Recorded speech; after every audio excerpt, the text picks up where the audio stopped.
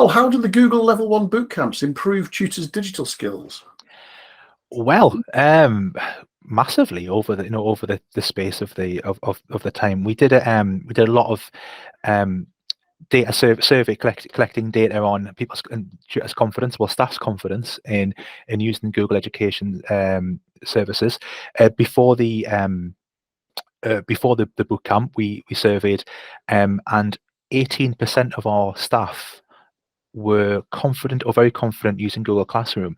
This increased to 90% after the bootcamps, which obviously 81% increase in terms of how people felt confident in Google Classroom. Likewise, other Google services as well. 26% of our staff felt confident using Google Meet.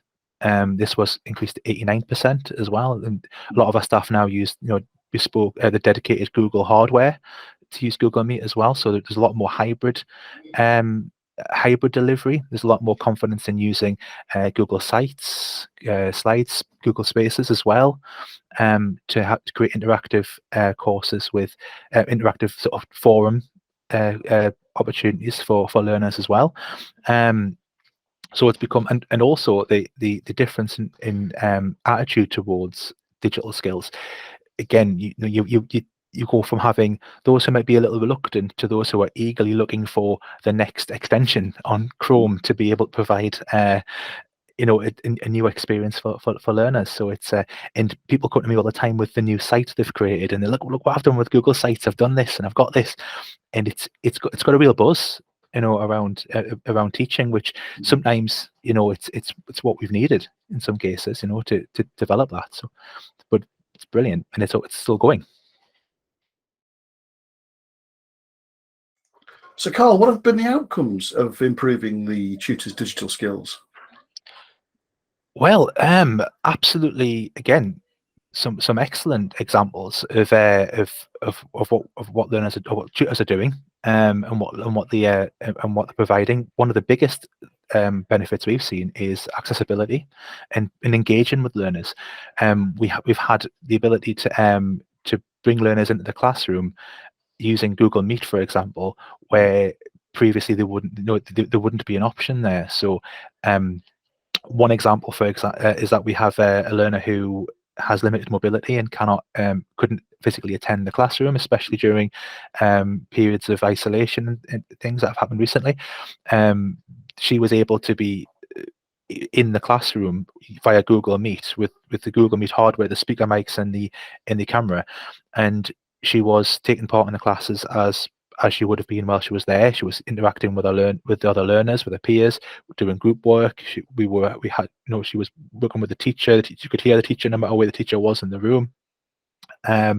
So it's massively improved attendance, especially when learners can attend without physically being in the room.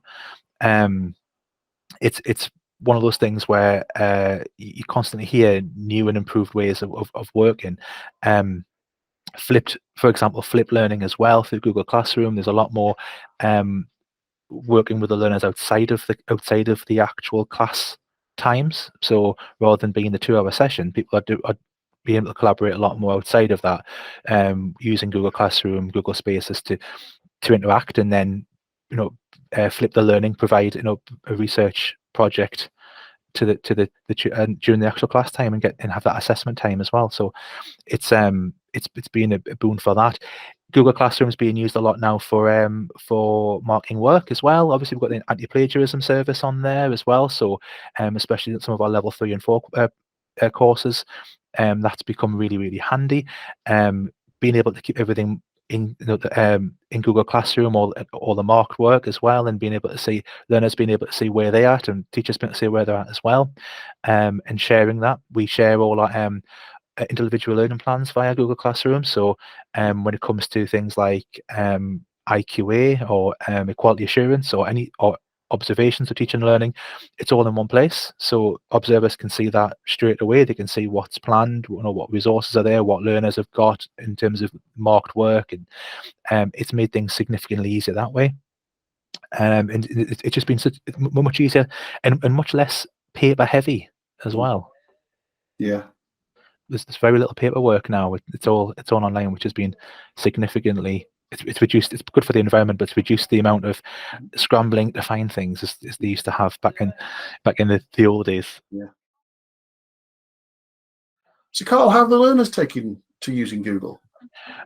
Really, really well. And what we found quite early on as well, which was somewhat surprising, that it wasn't specific age groups or specific cohorts of learners that were more likely to take to it. It was across the board. You know, we've got younger learners who are, you would think, were more stereotypically tech savvy, being just as engaged as we had much older learners. We had one learner post retirement who was accessing her sugarcraft course from holiday on the beach, live on a mobile phone, and being able to join in, you know, while she was abroad.